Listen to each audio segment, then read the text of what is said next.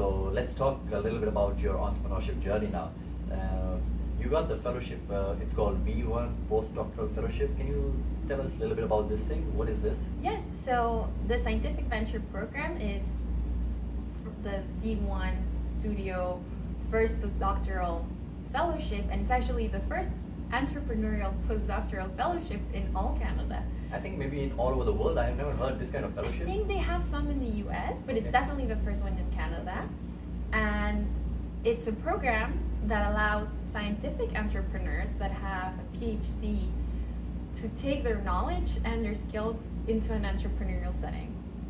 And for me, I heard about this opportunity as I was ending my studies, and I thought, okay, like, this is fantastic, like, this is where I want to go. And during my studies as a PhD, as you mentioned, soft skills are really important, and I did put a lot of work into developing those. I made sure that I was registering for courses that could teach me how to think differently, how to develop communication, how to feel confident as a leader, how can you motivate other people? What kind of courses and which one was the most useful course for you that you can recommend? And maybe the students all over Canada can do that.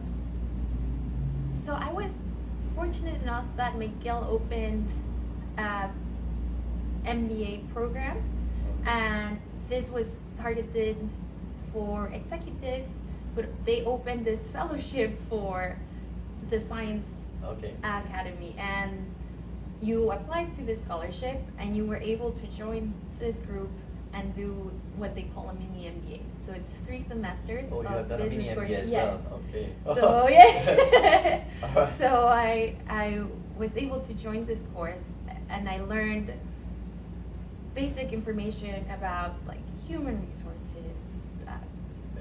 business administration, a lot of different knowledge. But I think something that was fantastic was getting to work with people that are already working, that are already executives, that want to like hone their expertise, and learning how they solve the problems, how they talk. I was really motivating, and that was like very different coming from academia, because we're used to a certain type of speech and a certain type of communicating that is different when you want to apply it elsewhere.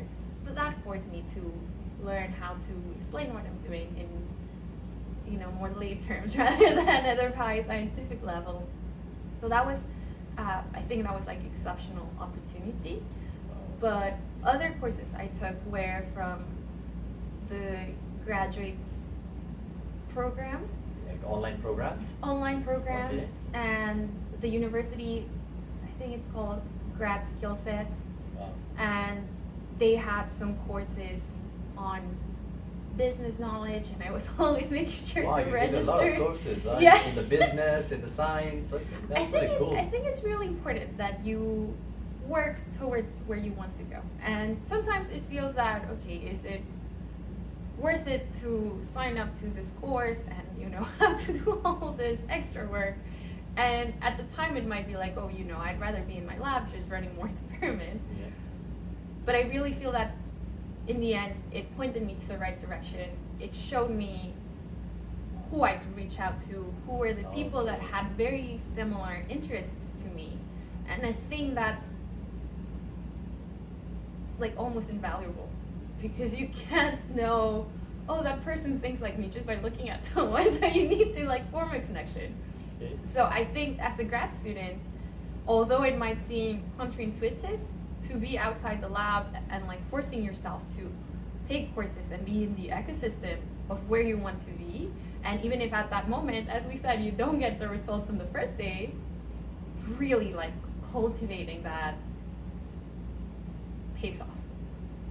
Wow. I mean, it's the best thing I like about making YouTube videos is to know stories like this, like you are sharing about mini MBA, how you get to know that this course help you to put you in the right direction. So, in order to apply for this V1 fellowship, do you have to have a different kind of strategy when you are filing an application, or it's just the same as a PhD? What they look in this kind of postdoc fellowship application? So for the application, you first do a written application and you write some essays. You talk about your idea as an entrepreneur because you need to come already with a certain idea that you want to grow. You talk about your experience, your team, and then you go into a series of interviews. So in my case, we did 3 different sessions. So it was a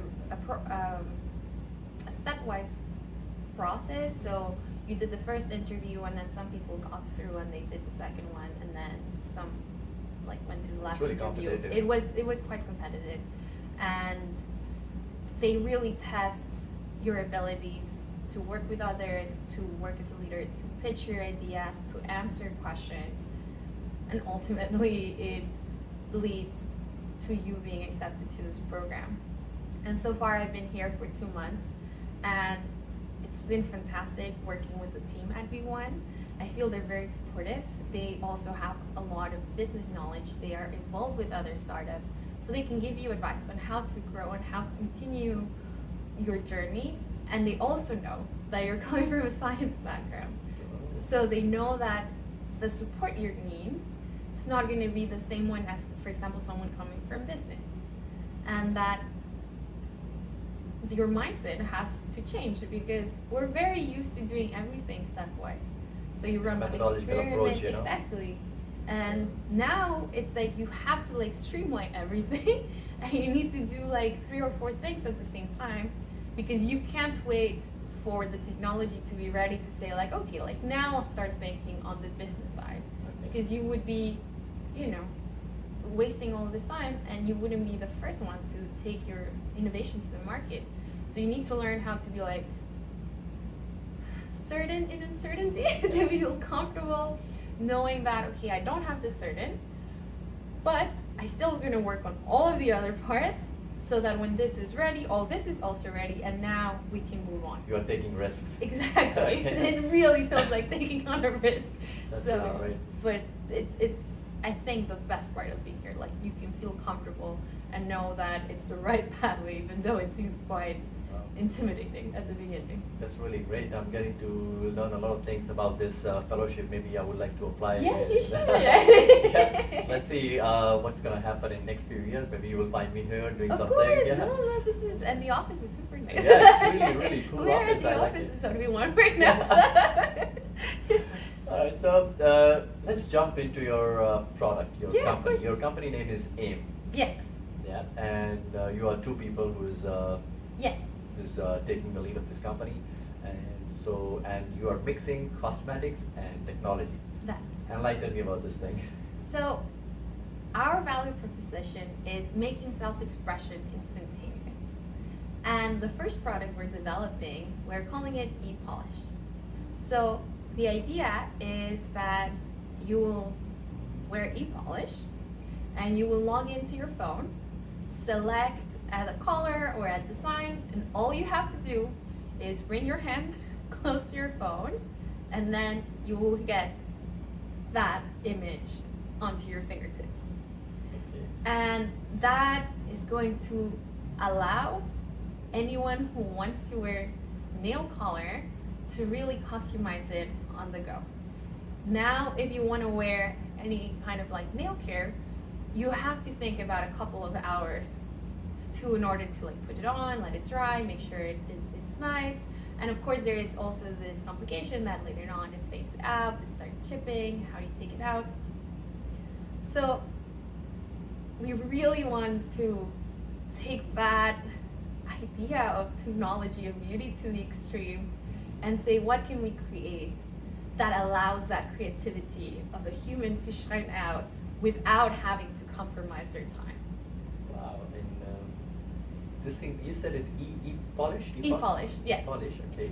And can you tell how this will actually work in terms of a little bit of the science aspect? What kind of technology you are using? Are you using some kind of software to build any kind of platform in the mobile phones, or is there any application?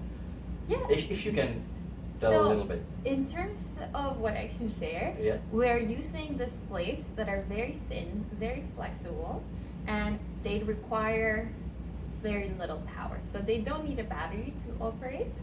And the wireless communication that we're using, one that you use to pay on your phone with your PayPass. Okay. So it's very safe. It's very short range. That's why you need to bring your hand to close proximity. Uh-huh. And that allows the displays to be customized. Okay. And are you using the equal? No, Ah, this one okay. is regular nail Okay. polish. So where we are right now is in January we're going to build our prototype. We have an intern joining us, which is very exciting. And so far we have a proof of concept, and we've done some like off-the-shelf components prototypes, but it's not miniaturized just yet. So it's very exciting to keep this project going.